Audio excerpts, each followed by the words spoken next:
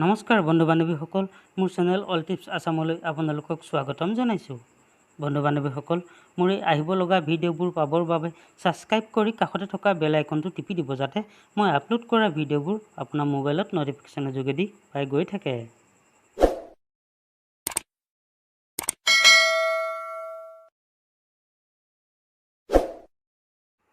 বন্ধু বান্ধৱীসকল, আজি মই কথা পাতিম, যি মহিলাৰ এই অংক ডাঙৰ হয় তেন্তে সেই মহিলা হ'ব অশুভ।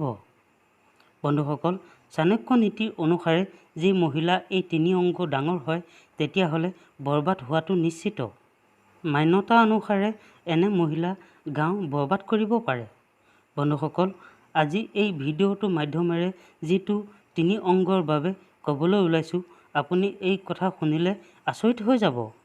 বন্ধুসকল, পুৰণি মান্যতা অনুসাৰে যদি ঘৰত বা ওচৰে পাঁজৰে এনে মহিলা দেখা পায় তেন্তে আপুনি লগতে জানিব যে আপোনাৰ লগত যিকোনো হ'ব পাৰে।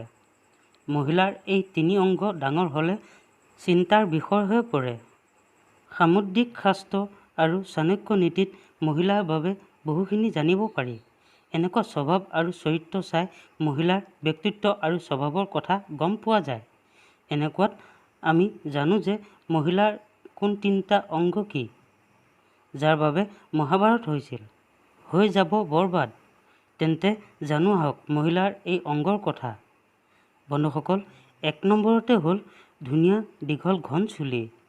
শাস্ত্ৰ অনুসাৰে যি মহিলাৰ চুলি যদি কঁকালৰ তলত পৰে তেন্তে এই শুভ লক্ষণ নহয়। এনে মহিলাই নকাৰাত্মক শক্তিক আকৰ্ষিত কৰে। যি মহিলাই কঁকালৰ ওপৰত ঘন ডাঠ দীঘল চুলি হয় তেন্তে তেওঁ বহুত বিপদত পৰিব পাৰে। এনে মহিলা পুৰুষৰ আকৰ্ষিত হয়। বন্ধুসকল, 2 নম্বৰতে হ'ল মহিলাৰ ডাঙৰ স্তন।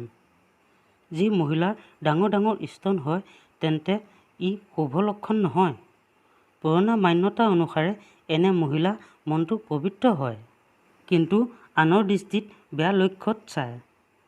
এনে মহিলা পুৰুষে বাসনাৰ দৃষ্টিত চায়, যিটো ভাল নহয়। বন্ধুসকল, 3 নম্বৰতে হ'ল বেছি ধুনীয়া।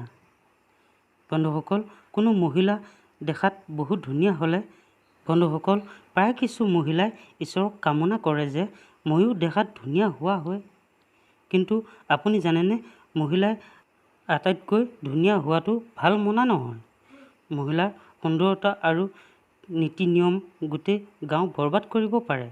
সেইবাবে মহিলা বেছি ধুনীয়া হোৱাটো বিপদজনক মনা হয়। বন্ধু বান্ধৱীসকল, মোৰ এই ভিডিঅ'টো চাই কেনে পালে? যদি ভাল পাইছে লাইক কৰিব, শ্বেয়াৰ কৰিব আৰু ছাবস্ক্ৰাইব কৰিব। আজিলৈ ইমানকে কৈ মোৰ চেনেলৰ পৰা বিদায় লৈছোঁ। ধন্যবাদ।